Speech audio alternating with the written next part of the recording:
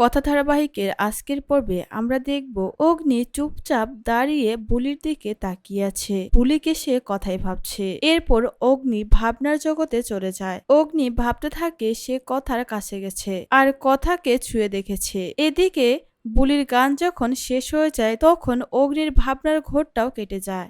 এরপর অগ্নি সেখানে পাগলের মতো কথাকে খুঁজতে থাকে। সবাইকে জিজ্ঞাসা করে, এখানে তো কথা ছিল, তাহলে কথা কোথায় গেল? অগ্নি সেখানে সবাইকে বলছিল, যেভাবে লুচির ওপরে আলুর দম সাজানো আছে এটা তো কথা ছাড়া কেউই করবে না, তাহলে কথা কোথায়?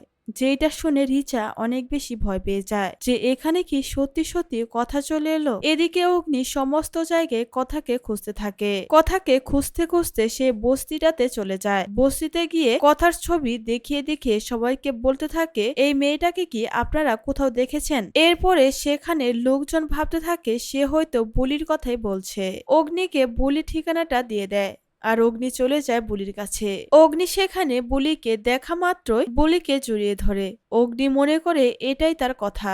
অগ্নি বুলিকে জড়িয়ে ধরে বুলিকে বলতে থাকে, কেন চলে গিয়েছিস আমাকে ছেড়ে? তুই আমার দিকে তাকিয়ে দেখ, তোকে ছাড়া আমার কিরকম অবস্থা হয়েছে। এরপর সেখানে বুলিকে কথা ভেবে বাড়িতে নিয়ে যেতে থাকে। বুলিকে টেনে সেখান থেকে নিয়ে যাওয়ার সময় বুলি বলে ওঠে, আমি কথা নই, আমার নাম বুলি। এরপর বুলি সেখানে অনেকগুলো প্রমাণ দেয় যে আমি আসলেই বলি। সেই সময় অগ্নি অনেকটা বেশি কষ্ট পায়। সেখানে হাউমাউ করে কথার জন্য কান্না করতে থাকে, যেটা দেখে বুলির অনেক বেশি মায়া হয়। অগ্নি সেখানে কথার শাড়ি দেখতে পায় আর তখন অগ্নি বুলিকে জিজ্ঞাসা করে, এই শাড়ি পরেই কি তুমি আমার ক্যাফেতে গিয়েছিলে? তখন বুলি বলে, হ্যাঁ, কিন্তু আপনাকে ঠকানোর কোনো উদ্দেশ্যই আমার ছিল না, আমি আপনাকে কষ্ট দিতে চাইনি। সেখানে অগ্নি বলে, তুমি কি জানো কথা আমার কে ছিল? কথা আমার ওয়াইফ ছিল।